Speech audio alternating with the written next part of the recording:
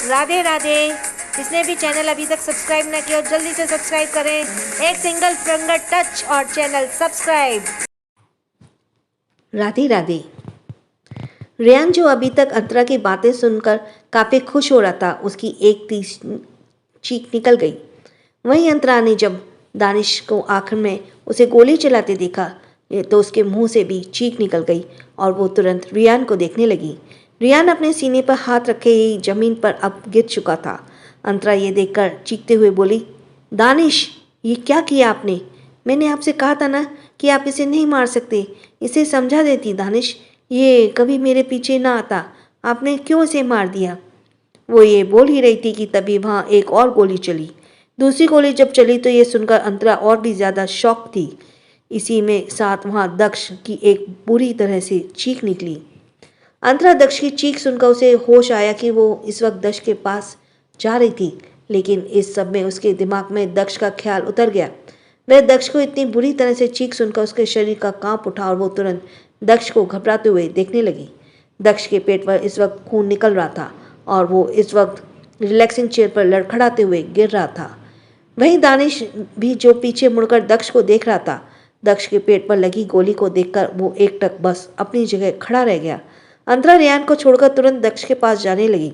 वहीं दानिश जो अब दक्ष की तरफ अपने कदम बढ़ा रहा था।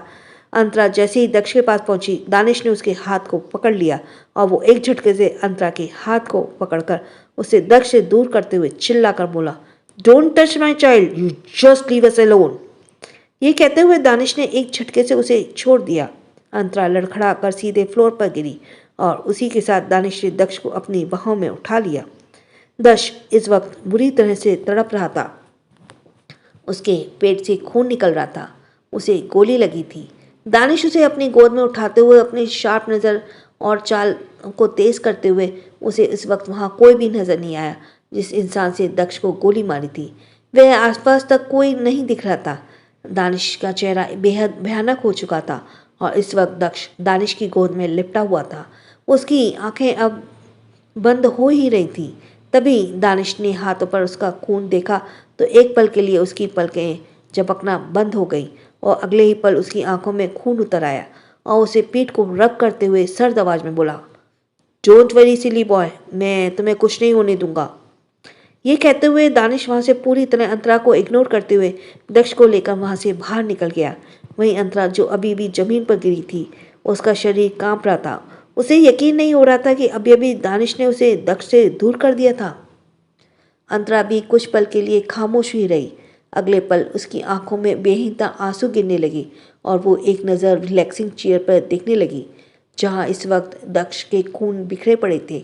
अंतरा को ये देखकर पूरी तरह सन पड़ गई और वो अपने आप को संभालते हुए जल्दी से उठी। वो तुरंत पीछे पीछे दानिश की तरफ गई। जब तक वो विला से बाहर गई तब तक दानिश की कार वहां से जा चुकी थी। अंतरा ने यह देखते हुए रोते हुए अपने कार की तरफ बढ़ते हुए बोली, क्या कर दिया मैंने दक्ष का? क्या हो गया मेरे दक्ष को? उसे गोली कैसे लगी? उसे गोली आखिर किसने मारी? मेरा दक्ष ठीक हो जाएगा ना? अगर उसे कुछ भी हुआ तो मैं खुद को माफ नहीं कर पाऊंगी।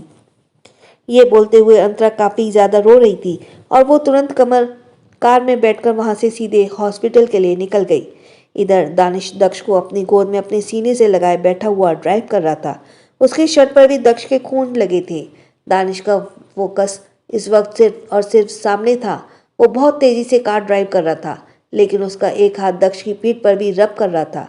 दक्ष की आंखें झपक रही थी और वो कुछ बुदबुदा रहा था। वो बिल्कुल सुस्त पड़ चुका था। वहीं दानिश उसकी पीठ को रब करते हुए धीरे आवाज में बोला, हे वेकअप, तुम ऐसे नहीं सो सकते। जस्ट वेकअप सिली बॉय। मैं तुम्हें कुछ नहीं होने दूंगा। मैं तुम्हें वापस से पहले जैसा सिली बॉय बना दूंगा। Trust your dad boy. ये बोलते हुए उसके पीठ को रब कर ही जा रहा था, लेकिन दक्ष बेहद सुस्त हो चुका था। गोली उसके पेट में लगी थी। तभी दानिश के दिमाग में कुछ आया और उसने अपने फ़ोन को निकालकर वो फ़ोन पर किसी को कॉल डायल किया। कॉल डायल करते ही उसने अपने दांत पीसते हुए कहा, मुझे आज उस विला की सारी सीसीटीवी फुटेज चाहिए और जिसने मेरे बेटे को मारने की कोशिश की है वो मुझे अब जिंदा नहीं मिलना चाहिए। कुछ भी करो, एनीथिंग यू डू, लेकिन मुझे अब इंसान की लाश जल्द से जल्द देखनी है, समझे तुम? वहीं उधर से शिवम की तुरंत कहा, जरूर दानिश, दक्ष पर गोली किसी ने चलाई, इसकी हम पूरी जांच कर रहे हैं और जल्द से जल्द हमें उसका पता चल जाएगा। दानिश के बिना कुछ आगे कहे कॉल कट कर दिया और फोन को वहीं सीट पर फेंक दिया। तभी कुछ ही देर में एक ब्रेक के साथ दानिश ने अपनी कार सिटी हॉस्पिटल के बाहर दक्ष को गोद में लेकर वह सीधे हॉस्पिटल के अंदर गया। वहां इस वक्त ऋतिक मौजूद था। पूरे हॉस्पिटल को गार्ड्स ने घेर रखा था। ऑपरेशन थिएटर बिल्कुल रेडी था। डॉक्टर की टीम लगी हुई थी। दानिश उसे लेकर जब वहां पहुंचा तो वह दक्ष को सीधे ओटी में ले गया। ओटी में बेड पर अपने दक्ष को सुलाया। दक्ष की आंखें अब झप रही थी। उसने नन्हे हाथ दानिश की उंगलियों को पकड़े हुए थे, जिन्हें देखकर धीरे से दानिश कुछ पल के लिए खामोश पड़ गया, उसे देखता रहा। दक्ष की पूरी बॉडी पर खून ही खून लगा था। उस खून में देखकर दानिश की आंखों में वापस से खून उतर आया और वो एक नज़र दक्ष के चेहरे को घूर। दक्ष का छोटा सा चेहरा बेहद पीला और सफ़ेद पड़ चुका था।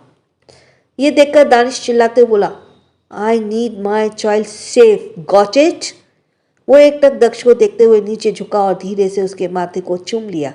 दक्ष की आंखें हल्की फड़फड़ा उठी और उसकी पकड़ उसकी उंगलियों पर कस गई, जिसे देखते हुए दानिश उसके चेहरे पर धीरे से रब करते हुए बोला, तुम इतने कमज़ोर नहीं बन सकते। अभी तो तुम्हें आगे भी इसी तरह टॉलरेट करना पड़ेगा। तुम अभी से ही इतने टूट जाओगे, कैसे होगा?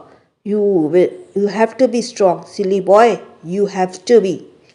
ये बोलते हुए दानिश उसके चेहरे को थपथपाया और उसकी उंगली को उससे अलग करके सीधा ओटी से बाहर निकल गया। उसके बाहर जाते ही ओटी का डोर बंद हो गया और ऑपरेशन चालू हो गया।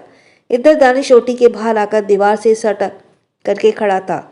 उसके शर्ट पर पूरा खून ही खून लगा हुआ था।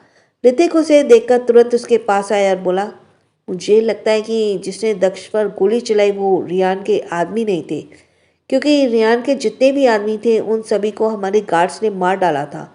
और ये जो गोली दक्ष पर चली है, ये जरूर तुम्हारा कोई दूसरा दुश्मन है, जो शायद दक्ष को टारगेट करके तुमसे बदला लेना चाह रहा है। दानिश एकटक अभी भी बिना इमोशन ऊटी के बाहर दरवाजे को घूरे जा रहा था। उसके चेहरे पर एक्सप्रेशन बिल्कुल सस्पिशियस थे। ऋतिक बस उसे देखे ही जा रहा था। तभी वो आगे बोला, दानिश, तभी शिवम की कॉल आई या शिवम ने कहा कि जल्द से जल्द हम उस दुश्मन का पता लगा लेंगे। इस पर दानिश सामने ओटी को देखे हुए बिना इमोशन बोला, आई रियली डोंट केयर तुम लोग क्या कैसे करोगे, लेकिन मुझे वो शख्स चाहिए जिसने आज ये किया है। मुझे वो जिंदा या मुर्दा चाहिए, माइंड इट। दानिश की आवाज़ बेहद ठंडी थी, जिसे सुनकर ऋतिक फिर अपना सर हिलाता है और उसकी नज़र दानिश के शर्ट पर गई जहाँ खून लगा था। ये देखते हुए वो बोला, दानिश, मुझे लगता है कि तुम्हें चेंज कर लेना चाहिए। इस पर दानिश ने कुछ भी जवाब नहीं दिया। ऋतिक फिर वहाँ से चुपचाप चला गया। तभी वहाँ ही कुछ देर में अंतरा वहाँ आ गई और गार्ड्स को ओटी के बाहर देखकर वो समझ गई कि दक्ष यहीं एडमिट है। अंतरा तुरंत उस तरफ आई और जब वो वहाँ पहुँची तो उसने देखा कि दानिश वहीं दीवार के टेक करके खड़ा हुआ है। दानिश को देखकर अंतरा ने नज़र उसके शर्ट पर गई। वहाँ दक्ष के खून थे, जिसे देखकर उसका शरीर कांप गया। वो काफ़ी ज़्यादा रोई थी। उसकी आंखें बेहद सूज चुकी थी रोने से। अंतरा रोते हुए दानिश के पास आई और वो बोली, दानिश, दक्ष कहाँ है? क्या वो ठीक है ना? उसे ज़्यादा कुछ तो नहीं है ना? दक्ष ठीक तो हो जाएगा, प्लीज़ कुछ बोलिए ना। इस पर दानिश ने कुछ भी रिएक्ट नहीं किया। उसने उसकी बातों को कोई जवाब नहीं दिया। तभी वो वापस से बोली, ये सब किसने किया? किसी ने दक्ष पर गोली चलाई, प्लीज़ कुछ बताइए, किसने चलाई? मेरा दक्ष ठीक हो जाएगा ना? उसे ज़्यादा सीरियस प्रॉब्लम तो नहीं होगी ना? प्लीज़ दानिश, जवाब दीजिए। दानिश इस पर भी अंतरा की बातों को कोई जवाब नहीं दिया। अंतरा उसको कुछ ना बोलता देखकर धीरे से अपने हाथों के बढ़ाई और दानिश के स्लीव्स को पकड़कर बोली, दानिश, प्लीज़ कुछ बोलिए। मुझे आपकी चुप्पी बहुत डरा रही है। मुझे बहुत घबराहट हो रहा है। प्लीज़ कुछ तो जवाब दीजिए। इस पर भी दानिश का कुछ जवाब नहीं आया। उसकी नज़रें अभी भी एकटक उस ओटी को घूर रही थी। अंतरा उसे कुछ भी ना कहता देखकर हताश होते हुए बोली, मुझे बहुत डर लग रहा है, प्लीज़ कुछ तो बोलिए, सब ठीक हो जाएगा ना? प्लीज़ दानिश। इस तरह मत करिए मेरे साथ, मैं टूट जाऊंगी, प्लीज़ बताइए। तभी दानिश उसे गौर से देखते हुए एक नज़र अपने हाथों से की स्लीव्स को पूरे जिसे उसने पकड़ रखा था स्लीव्स को घूरा। अंतरा ने जब दानिश की नज़रें उस पर महसूस की तो वो थोड़ी हड़बड़ा गई और धीरे से उसकी स्लीव्स को छोड़ दी। उसके स्लीव्स को छोड़ देते दानिश अपने स्लीव्स को साफ करते हुए शांत आवाज में बोला, आइंदा से मुझे टच करने की कोशिश मत करना क्योंकि मुझे गंदगी पसंद नहीं है। ये सुनकर अंतरा दंग रह गई और वो हैरानी से दानिश को देखने लगी। उसे गंदगी नहीं पसंद, क्या वो गंदी थी अब उसके लिए? अंतरा ने मन ही मन दानिश के ये कई शब्दों को दोहराया। वही दानिश वापस से अब ओटी की तरफ घूरने लगा। अंतरा फिर से अपने सेंस में आते हुए बोली, क्या कह रहे हैं आप दानिश? आप मुझे गंदी कह रहे हैं? आप ऐसे कह भी कैसे सकते हैं? तभी दानिश टेढ़ी मुस्कुराते हुए बोला, आई थिंक तुम्हें इस वक्त रेयान ग्रोवर के पास होना चाहिए, उसे तुम्हारी ज़्यादा ज़रूरत है।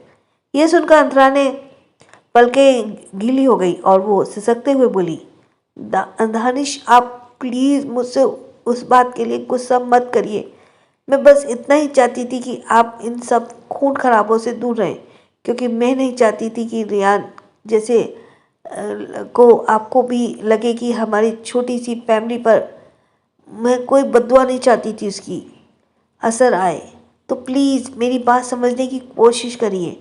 मैं रियान से कभी अब ज़िंदगी में नहीं मिलूँगी, कभी उसकी तरफ आँख भी उठाकर नहीं देखूँगी। प्लीज़ मेरा भरोसा कीजिए दानिश। तभी दानिश जो अब तक काफ़ी ज़्यादा शांत था वो एक झटके से अंतरा के दोनों बाजू को पकड़कर दीवार से सटाकर चिल्लाते हुए बोला, तो मैं क्या करूं?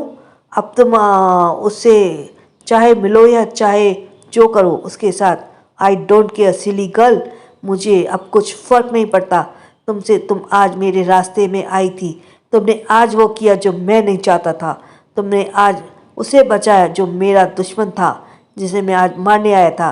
तुम आज हम दोनों के बीच आकर खड़ी हुई, लेकिन मेरे साथ नहीं बल्कि उस रेयान ग्रोवर के साथ। मैं तुम्हें कभी माफ़ नहीं करूँगा इसके लिए, और अब तुम चली जाओ यहाँ से। मैं तुम्हारी शक्ल भी देखना नहीं चाहता। You just stay away from here. ये बोलते हुए दानिश की पकड़ उसके बाजुओं पर कस गई। अंतरा खुद से सिसक उठी और वो कहराते हुए बोली, हाँ दानिश, मैं मानती हूँ मैंने आज जो किया वो गलत किया, लेकिन मैंने कभी रियान के लिए अपने मन में कोई फीलिंग्स नहीं रखी। मैं तो बस इतना चाहती थी कि आप उसे मारकर उसकी बद्दुआ ना लें। रियान की बद्दुआ आज तक मेरे दिमाग में घुसती है और अगर रियान भी यही करता तो पता नहीं क्या होता। मैं उस वक्त कुछ समझ नहीं पा रही थी। मुझे उस वक्त खून खराबा रोकना था। दक्ष पर भी उसका गलत असर हो रहा था। वो ऐसे खून खराबे नहीं देख सकता था, और अगर वो आपको ऐसे खून करते देखता तो उसमें क्या असर होता। इसलिए मैंने आपको रोका था। दानिश प्लीज़ मेरी बात समझने की कोशिश करिए। मैं सिर्फ आपसे प्यार करती हूँ और मैं आपके और दक्ष के बिना नहीं रह सकती। प्लीज़ मेरे साथ ऐसा मत करिए। ये बोलते हुए अंतरा रोने लगी, लेकिन दानिश पर तो उसका कोई असर नहीं हो रहा था। क्या ठीक होगा दक्ष? ये रोते हुए अंतरा बोलते हुए रोने लगी, लेकिन दानिश पर तो कोई उसका असर ही नहीं हुआ। दानिश करसा उसके चेहरे को पकड़ते हुए दांत पीसकर बोला, तुम्हारे हिसाब से तुमने जो किया वो सही था, राइट? तो इसलिए अब मेरे हिसाब से जो मैं करूँगा वो सही होगा। और अभी तक तुमने सिर्फ मेरा प्यार, मेरी केयर, मेरा पागलपन नहीं देखा है, लेकिन अब तुम मेरी नफ़रत को देखोगी। और आज तुमने जो भी किया उसके लिए मैं तुम्हें इतनी आसानी से माफ़ नहीं करूँगा। ये कहते हुए उसने एक झटके से उसके चेहरे को छोड़ दिया। अंतरा के चेहरे पर दानिश की उंगलियों के निशान छप चुके थे और वो बिल्कुल टूटते हुए रोने लगी। वो रोते हुए दानिश से बोली, कैसी बात कर रहे हैं आप? अगर मुझसे गलती हुई है तो मैं आपके लिए मुझे माफ़ कर दीजिए, लेकिन मुझसे नफ़रत मत करिए। मैं आपकी नफ़रत बर्दाश्त नहीं कर पाऊंगी दानिश, प्लीज़। ये कहते हुए अंतरा बहुत ज़्यादा रोने लगी। उसे कुछ समझ नहीं आ रहा था और आज उसका जो मन काफ़ी दिन से घबरा रहा था, आज ये सब जो हो रहा था अब उसे समझ आ रहा था कि उसका मन क्यों घबरा रहा था, उसके दिमाग में क्यों बुरे बुरे ख्याल आ रहे थे। वही दानिश उसे छोड़कर फिर वहाँ से सीधे निकल गया। इधर अंतरा उसे जाते हुए बस देखती रह गई।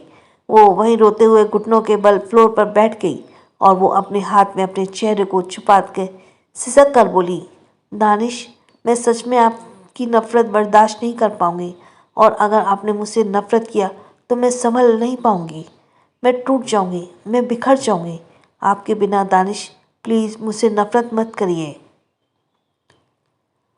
हाँ, अंदर ही अंदर टूटी मैं।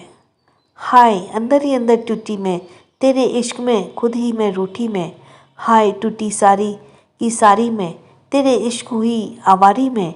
हाय, टूटी सारी की सारी मैं, तेरे इश्क में हुई आवारी में।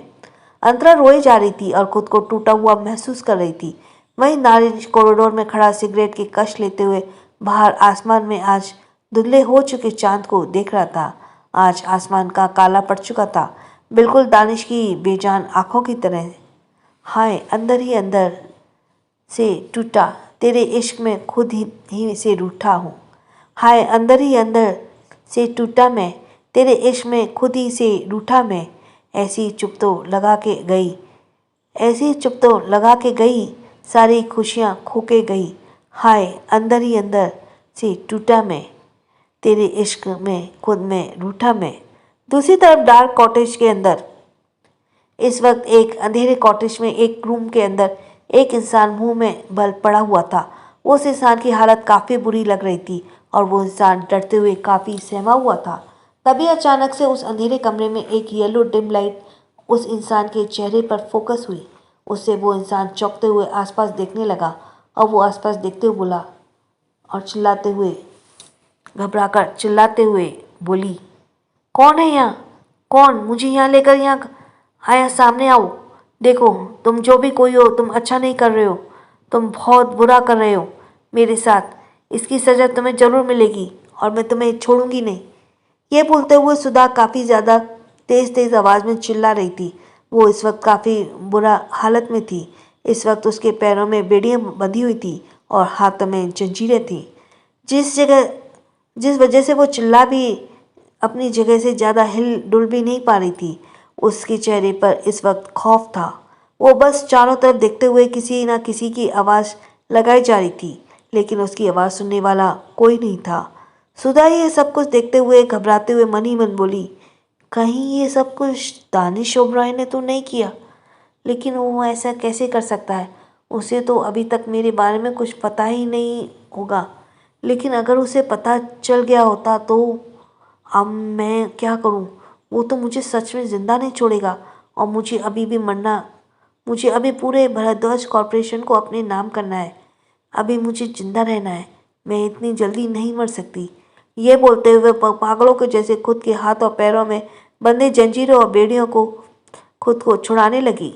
इस वक्त वो काफ़ी ज़्यादा डरी हुई थी और उसके जहन में बार बार वो पल याद आ रहे थे जब उसने कुछ घंटों पहले एक शार्प शूटर से दक्ष को गोली मारने के लिए पैसे दिए थे। उस पल को सोचते हुए सुधा खुद को ही बुरी तरह कोसते हुए बोली, मुझे उसे मारने के लिए कहना ही नहीं चाहिए था। अगर आज मैं ये सब ना करती तो शायद मैं यहाँ इस वक्त इस हालत में नहीं होती। लेकिन मुझे यहाँ से किसी भी तरह से निकलना होगा। वो पागल दानिश ओबराय मुझे जिंदा नहीं छोड़ेगा, वो मुझे मार डालेगा। मुझे कोई बचाओ। ये बोलते हुए सुधा चारों तरफ तेज तेज आवाज़ें निकालने लगी। तभी वहाँ उसे भारी कदमों की आवाज़ सुनाई दी। ये सुनते हुए सुधा का चेहरा डर से भर गया और वो घबरा कर बोली, नहीं, तो मुझे अपने आने के पहले यहाँ से निकलना होगा, वरना बहुत बुरा हो जाएगा। वो मुझे सच में ज़िंदा नहीं छोड़ेगा। और यहाँ जहाँ तक मैंने उसके बारे में सुना है, वो अपने दुश्मनों को बुरी से बुरी मौत देता है और मैंने तो उसके बेटे और बीवी को मारना चाहा तो वो मुझे कहीं का भी नहीं छोड़ेगा। ये कहते हुए सुधा काफ़ी ज़्यादा डर रही थी। तभी एक झटके से उस डार्क रूम का दरवाज़ा खुला और दानिश अपने भारी कदमों के साथ उस रूम में अंदर आया। उसके पीछे इस वक्त शिवम और ऋतिक भी मौजूद थे। वही दानिश की आंखें इस वक्त खून सवार था और वो अंदर आते हुए एक जगह खड़ा हो गया। वो एकटक सुधा को बेहद सर्द निगाहों से घूरने लगा। सुधा को आज दानिश नहीं बल्कि दानिश के रूप में शैतान और यमराज दिखाई दे रहे थे, जो कुछ ही देर में उसकी जान उसके हलक से खींचने वाले थे। सुधा की आंखों में डर से आंसू आ गए थे और वो दानिश को देखते हुए लगभग गिड़गिड़ाते हुए बोली, मुझे छोड़ दो दानिश, मुझे माफ़ कर दो। मुझे पता है तुम्हें सब कुछ पता चल गया है, लेकिन मैं अपनी गलती की तुमसे माफ़ी मांग रही हूँ। मैं तुमसे वादा करती हूँ मैं कभी अब भविष्य में भी तुम्हारे बेटे या तुम्हारी बीवी की तरफ आंख उठाकर नहीं देखूंगी। मुझे बख्श दो दानिश, मैं तुम्हारे आगे हाथ जोड़ती हूँ, मुझे जाने दो। मैं तुम्हारे माँ की उम्र की हूँ। उसने अभी इतना कहा ही था कि तभी दानिश ऊपर से तरफ देखते हुए सर्द आवाज में बोला, आह, तुम्हारे मुंह से अब एक भी शब्द नहीं निकलना चाहिए, वरना सबसे पहले मैं तुम्हारे मुंह को ही तुम्हारे जिस्म से अलग कर दूंगा। ये कहते हुए दानिश ने अपने दोनों हाथों को फैलाया तो ऋतिक ने तुरंत उसके दोनों हाथों में ग्लव्स पहनाया और एक हाथ में उसके सीजर रख दिया। वहीं अब सुधा को ये देखकर तो उसकी रूह कांप उठी। वो तुरंत पीछे खिसकते हुए चिल्लाते हुए बोली, बचाओ, कोई मुझे मेरी मदद करो, ये इंसान मुझे जान से मार देगा। मदद करो मेरी, मुझे माफ़ कर दो, मुझे यहाँ से जाने दो, मुझसे बहुत बड़ी गलती हो गई। अब से जो तुम कहोगे मैं वही करूँगी, तुम जैसा बोलोगे मैं वैसा ही करूँगी। कभी तुम्हारे रास्ते में नहीं आऊँगी, मैं कभी तुम्हारे बेटे को नुकसान नहीं पहुँचाऊँगी, पर प्लीज़ मुझे छोड़ दो, मैं तुम सबसे दूर चली जाऊँगी। मैं कभी भारद्वाज कॉरपोरेशन या अंतरा की दौलत पर अपनी आंखें कभी नहीं डालूंगी, मुझे छोड़ दो। ये कहते हुए वह बेहद गिड़गिड़ा रही थी और दानिश के आगे और वो रोए जा रही थी, लेकिन दानिश पर उसका कोई असर नहीं हो रहा था। वो उसकी आवाज़ों को सुनकर बेहद इरिटेट वॉइस में बोला, now I am gonna fed up with you. तुम्हारी आवाज़ मुझे सच में इरिटेट कर रही है, इसलिए अब सबसे पहले मैं तुम्हारी आवाज़ ही बंद करूँगा। ये कहते हुए दानिश के चेहरे पर एक शैतानी साफ झलक रही थी और वो उस सुधा के करीब बढ़ने लगा। वहीं सुधा घबराते हुए लगभग पीछे की तरफ हट रही थी। तभी दानिश उसके करीब आया और वो उसके चेहरे को तरफ झुककर उसके कसकर सुधा के चेहरे को अपने हाथ से पकड़ा। उसकी पकड़ इतनी ज़्यादा मजबूत थी कि सुधा को अपने बूढ़े चेहरे पर हद से ज़्यादा दर्द महसूस होने लगा। उसे ऐसा महसूस हुआ कि जैसे अभी उसका वो बूढ़ा चेहरा टूटकर जमीन पर बिखर जाएगा, लेकिन दानिश की आंखों में इस वक्त कोई भी इंसानियत नहीं दिख रही थी। अगले ही पल दानिश ने अपने दूसरे हाथों से पकड़े उस सीजर के उसमें मुंह के तरफ ले जाते हुए शैतानी तरीके से बोला, इसी मुंह से तुमने उसे मारने की बात की थी ना, अब इस मुंह से कभी कोई आवाज़ नहीं निकलेगी। ये कहते बोलते हुए दानिश ने अगले ही पल उसे सीजर को सुधा के मुंह में डाला और दूसरे ही पल सुधा की जुबान काटकर सीधे फ्लोर पर गिर गई और इसी के साथ सुधा की एक दर्दनाक चीख उस पूरे कॉटेज रूम में गूंज गई। उसकी चीख इतनी ज़्यादा तेज थी कि चारों तरफ एक सन्नाटा पड़ गया। इसी के सुधा के मुंह लगभग खून से बाढ़ निकलने लगी। वहीं सुधा दर्द से बेहद तड़पने लगी। दानिश के कपड़ों पर भी खून के छींटे आ गए, लेकिन दानिश की आंखों में तो आज अलग ही खून सवार था।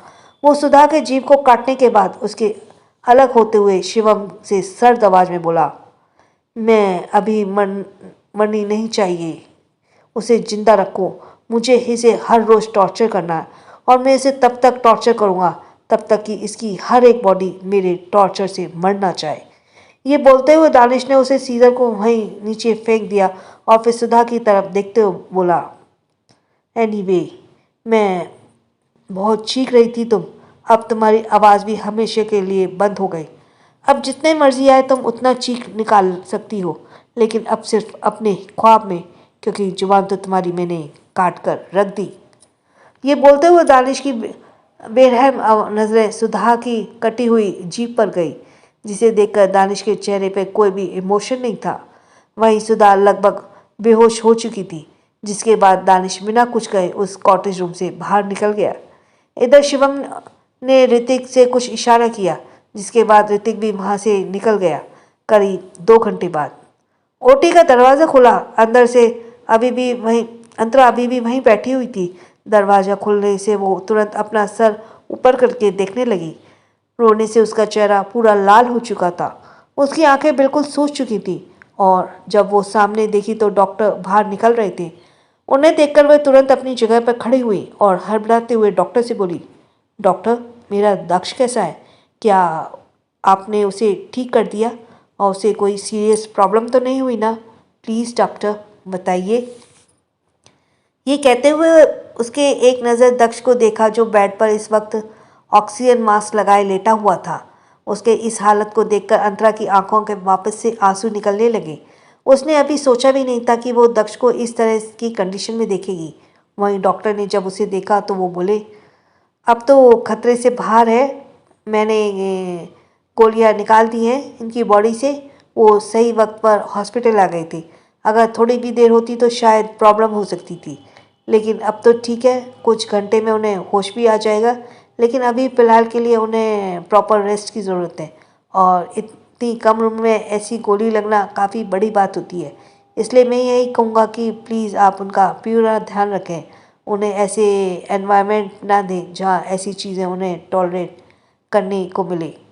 अंतरा उनके कहने का मतलब समझ रही थी, जिस वजह से वो अपना सर हिलाते हुए बोली, thank you doctor, thank you मेरे दक्ष को वापस से ठीक करने के लिए।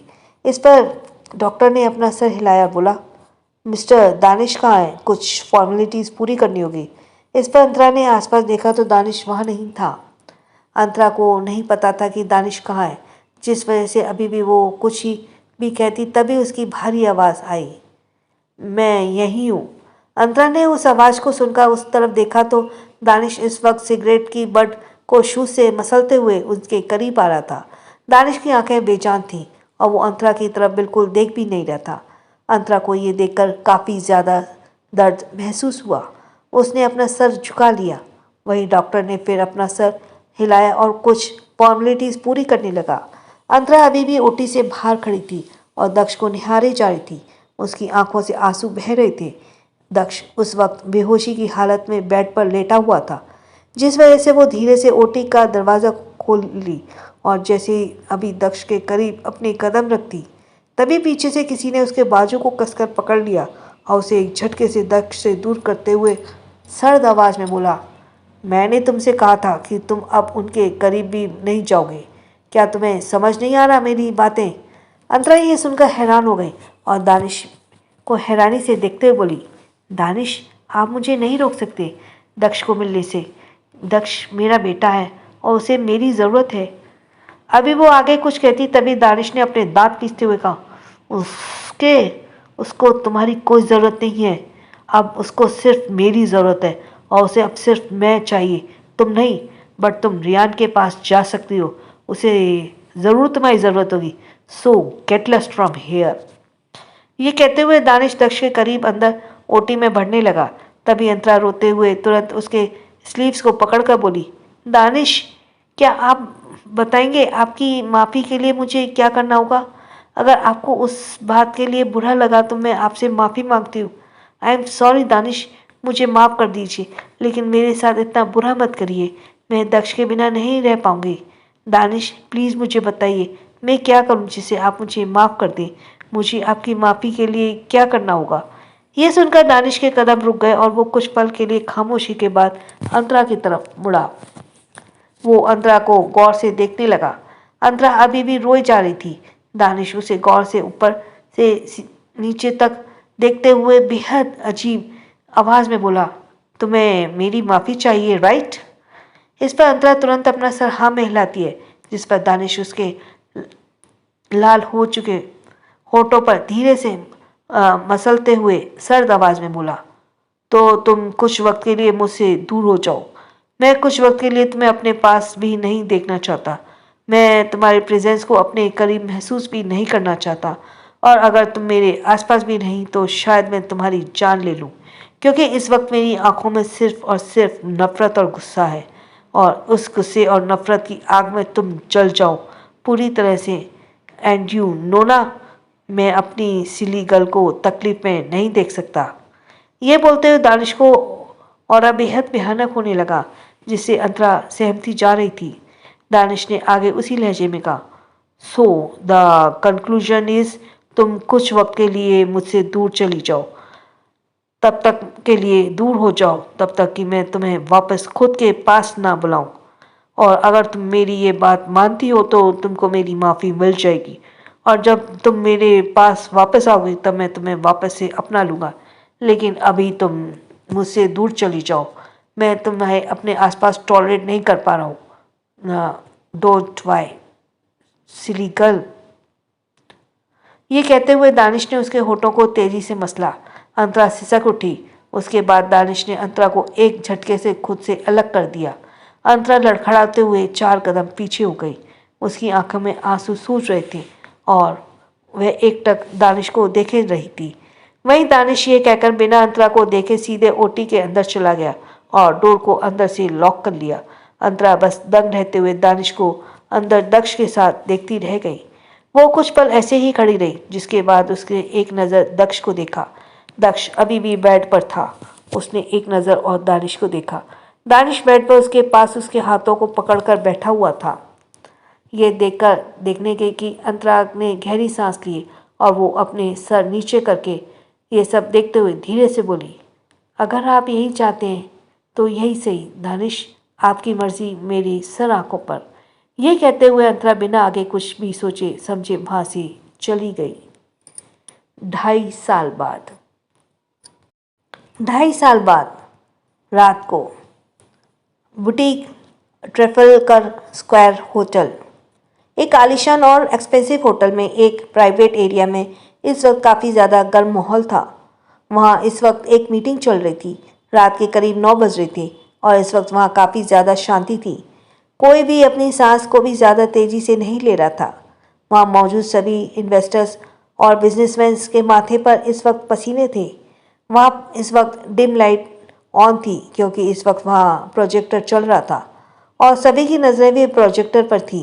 प्रोजेक्टर पर इस वक्त कुछ ग्राफिक्स चल रहे थे, जिन्हें देखते हुए सभी अपने अपने फाइल्स में कुछ नोट कर रहे थे।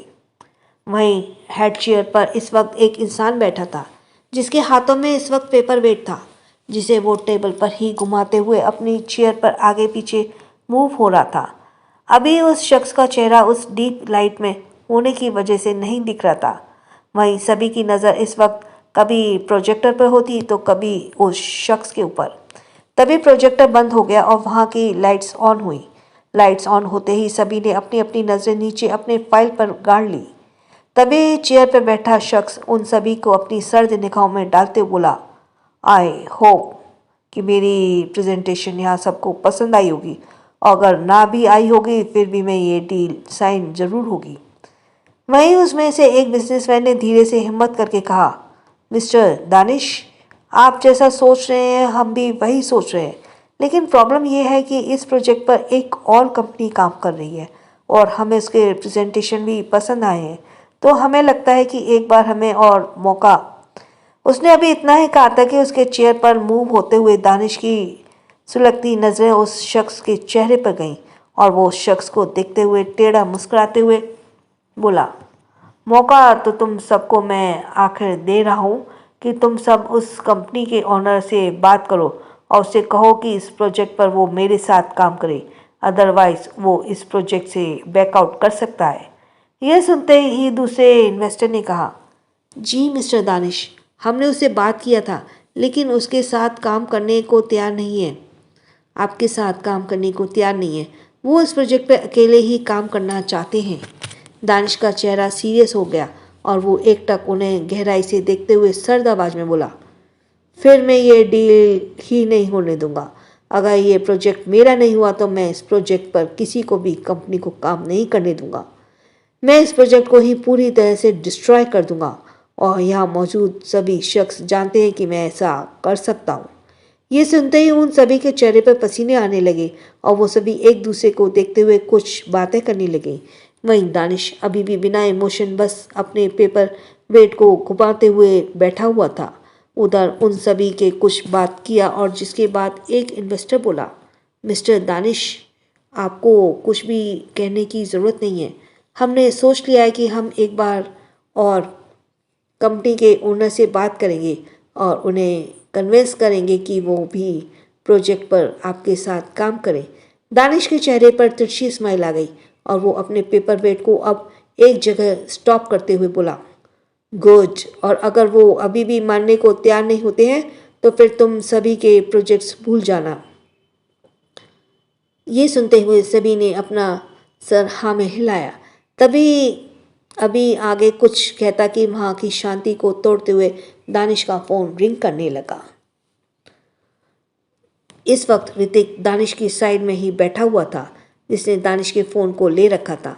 ऋतिक ने उस फ़ोन पर जब फ्लैश हो रहे नंबर को देखा तो वो तुरंत दानिश की तरफ देखकर बोला, दानिश, लगता है प्रॉब्लम हो गई है और तुम्हें चलना चाहिए।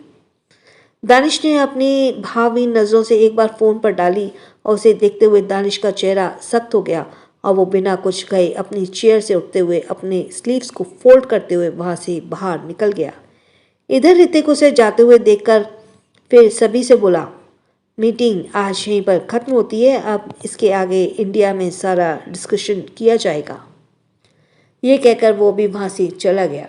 वहीं उन सभी के जाते उन सभी इन्वेस्टर ने चैन की सांस लिया और सभी एक दूसरे को कानाफूसी करते हुए बोले, मिस्टर दानिश ओबराय तो अब काफ़ी ज़्यादा खतरनाक हो चुके हैं। अब तो मुझे इनके साथ बिजनेस करने में भी डर लग रहा है। हल्की सी भी चूक हो जाने पर ये तुरंत उस कंपनी को बर्बाद कर देते हैं। पता नहीं उनके गुस्से का अब कहर अब वो एड ग्रुप कैसे झेलेगी।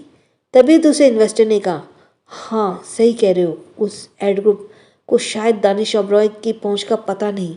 वो एक सेकंड में ही उस एड ग्रुप एजेंसी जैसी 10 कंपनियों को बर्बाद कर सकता है और एड ग्रुप अल्फा ग्रुप से टक्कर लेने के पीछे नहीं हट रहा। पता नहीं मिस्टर दानिश ओबराय उस एड ग्रुप के साथ क्या करेंगे।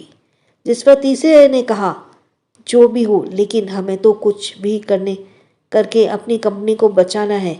इसके लिए हमें एक बार तो ज़रूर एड ग्रुप्स के ओनर से बात करनी पड़ेगी और ये काम हमें जल्द से जल्द करना होगा, क्योंकि दानिश ओबराय के दिए गए डेडलाइंस में रहते ही हमें ये सारे काम करने होंगे। जिस पर फिर सभी की हाँ में सिर हिलाया और सभी वहाँ से चले गए। वहीं दूसरी तरफ उस होटल में एक वीवीआईपी होटल रूम में उस रूम में इस वक्त काफ़ी ज़्यादा तोड़फोड़ मची हुई थी। चारों तरफ सामान बिखरे पड़े थे और बेड पर बेडशीट भी फ्लोर पर पड़ी थी और टेबल भी टुकड़े हो रखे थे। चारों तरफ काफ़ी ज़्यादा तोड़फोड़ हुआ था। वहीं उसी रूम में घर सर झुकाए 3 नौकर के स्टाफ चुपचाप खड़े थे और उनके चेहरे पर इस वक्त डर था। तभी उन्हें भारी कदमों की आवाज़ सुनाई देने लगी। ये सुनते हुए वो तीनों नौकर एक दूसरे की तरफ देखकर डरते हुए बोले, अब तो बॉस ही इन्हें संभाल सकते हैं, ये हमसे तो अब नहीं संभलने वाले। इस पर उन दोनों ने भी अपना सर हिलाया। तभी उस रूम में एक झटके से दानिश एंटर हुआ। दानिश उस वक्त ब्लैक डार्क आउटफिट में था। उसकी पर्सनैलिटी अब और ज़्यादा बोल्ड और स्टिफ हो चुकी थी। अब वो रूम में एंटर हुआ तो उसकी सर्द नज़रें रूम के चारों तरफ गई। रूम में इस वक्त चारों तरफ तोड़फोड़ मची हुई थी। सारा सामान इधर से उधर फेंका हुआ था। उस रूम को देखकर ऐसा लग रहा था कि जैसे कि काफ़ी गुस्से में वहाँ तरह स्नेस किया गया हो। दानिश ने देखते हुए अपने हाथों की मुट्ठियाँ बनाई। तभी ऋतिक जो पीछे खड़ा था ये सब देख रहा था। वो धीरे से दानिश से बोला, दानिश, यहाँ तो ऐसा लग रहा है जैसे कि तूफान आया हुआ हो। मुझे लगता है कि वो काफ़ी ज़्यादा गुस्से में है तुमसे। तुम्हें उसे प्यार से मनाना चाहिए। इस पर दानिश ने अपने हाथों की मुट्ठियाँ और भी ज़्यादा कस ली और उन नौकरों को देखकर उन्हें ठंडी आवाज़ में बोला, कहाँ है वो? जिस पर एक नौकर ने अपने कांपते हाथों से सोफे के पीछे की तरफ इशारा किया। दानिश ही देखकर बिना इमोशन के उस सोफे की तरफ बढ़ा। वो अब सोफे के करीब आया तो उसे सोफे के पीछे एक छोटी सी परछाई दिखी, जिसे देखते हुए दानिश ने उस पर देखा और अपनी आंखें बंद कर ली। एक गहरी सांस लेते हुए उस परछाई के करीब गया। उधर जब उस छोटी सी परछाई को किसी के अपने ऊपर आने की आहट हुई तब वो खुद में ही और ज़्यादा सिकुड़ कर बैठ गया। वहीं दानिश सोफे के पीछे गया और वो अपने नी डाउन एक नज़र रूम पर देखा। रूम में इस वक्त डिम लाइट ऑन थी। वह ऋतिक ने जब ये देखा तो उसने तुरंत रूम की लाइट्स ऑन की। लाइट्स ऑन करते ही सोफे के पीछे जो इस वक्त छोटा सा दक्ष चुपचाप बैठा था और उसका छोटा सा सर अभी भी पूरी तरह से झुका हुआ था। दानिश उसे गौर से देखते हुए धीरे से बोला, इस गुस्से की वजह क्या है? जिस पर दक्ष ने जब दानिश की आवाज़ सुनी तो वो धीरे धीरे अपने छोटा सर उठाकर सामने दानिश को देखने लगा। दक्ष जो अभी पूरे 4 साल का हो चुका था उसकी काली गहरी आंखें बिल्कुल दानिश के जैसी थी। उसका पर्सनल फीचर्स अभी से ही बिल्कुल दानिश के जैसा था। उसके चेहरे पर इस वक्त बिल्कुल दानिश के जैसे कोई भी इमोशन नहीं थे। वो बस कुछ पल दानिश को ऐसे ही घूरता रहा और अगले ही पल वो बिना कुछ कहे सीधे अपनी जगह से उठकर तुरंत दानिश के सीने से लिपट गया। वहीं दानिश ने फिर उसके सर पर अपना हाथ रखा और उसके पीठ को सहलाने की जगह पर अपनी पीठ को सहलाते हुए अपनी जगह से खड़ा हो गया। दक्ष दानिश के सीने से लिपटे हुए धीरे से बोला, डैड। दानिश इस पर उसके पीठ को सहलाते हुए उसे वहाँ से उठाकर सीधे बेड पर लाया। उसने उसे बेड पर बिठाया। उसके पास बैठकर उस छोटे से चेहरे को अपने हाथों में भरते हुए बोला, तुम्हें इतना तोड़फोड़ करने की क्या ज़रूरत थी? इस पर दक्ष अपनी आंखें नीचे करते हुए धीरे से बोला, डैड, मुझे गुस्सा आया था। मुझे उस रूम से बाहर जाना था, बट कोई मुझे जाने नहीं दे रहा था, इसलिए मैंने ये सब कुछ किया। इस पर दानिश की आंखें छोटी हो गईं और वो उसे घूरते हुए बोला, क्या तुम अपने गुस्से को कंट्रोल नहीं कर सकते? इस पर दक्ष ने तुरंत अपना छोटा सा नामे सिर हिलाया। यह देखकर दानिश उसे बुरी तरह से घूरते हुए बोला, यू सिली बॉय, तुम ऐसा। तभी ऋतिक हंसते हुए बोला, तुम खुद के गुस्से पर कंट्रोल करते हो जो तुम अपने बेटे को सिखा रहे हो। आखिर गया तो तुम पर ही है ना। वो अब गुस्से को कैसे कंट्रोल कर सकता है?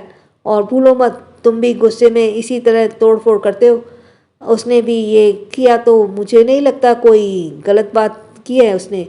उसकी आवाज़ सुनकर एक साथ ही दानिश और दक्ष दोनों घूर कर देखने लगे। वही ऋतिक उन दोनों बाप बेटों की नज़रें खुद पर बर्दाश्त नहीं कर पाया और वो तुरंत बड़बड़ाते हुए बोला, ओके ओके, कूल डाउन। तुम दोनों बाप बेटे तो अपनी आंखों से ही मुझे डरा देते हो। ये कहते हुए ऋतिक ने फिर अपना सिर झुका लिया। वहीं दक्ष ने फिर अपनी नज़रें दानिश पर की। दानिश फिर अपनी टाई की नोट को ढीले करते हुए उसे घूर कर बोला, तुमने डिनर क्यों नहीं किया? क्या अभी तक? इस पर दक्ष अपना मुंह फुलाते हुए बोला, यू नो ना डैड, मैं आपके बिना डिनर नहीं करता। जिस पर दानिश अपने ब्लैक कोट को उतारते हुए वहीं बेड पर रख दिया और वो कुछ पल के लिए ऐसे ही घुटता रहा। दक्ष की हाइट अभी से ही काफ़ी बड़ी दिख रही थी। दक्ष का चेहरा अभी भी उसी तरह गोल मटोल सा था। वो काफ़ी ज़्यादा फेयर स्किन का चबी बॉय था। दानिश उसे कुछ पल यूं ही घूरता रहा और फिर उसके एक नज़र नौकरों को घूरा। सो राधे राधे। जिसका सब्सक्राइब करना रह गया वो जल्दी से सब्सक्राइब करें। और थैंक्स फॉर लिसनिंग। छोटों को प्यार, बड़ों को सम्मान। राधे राधे।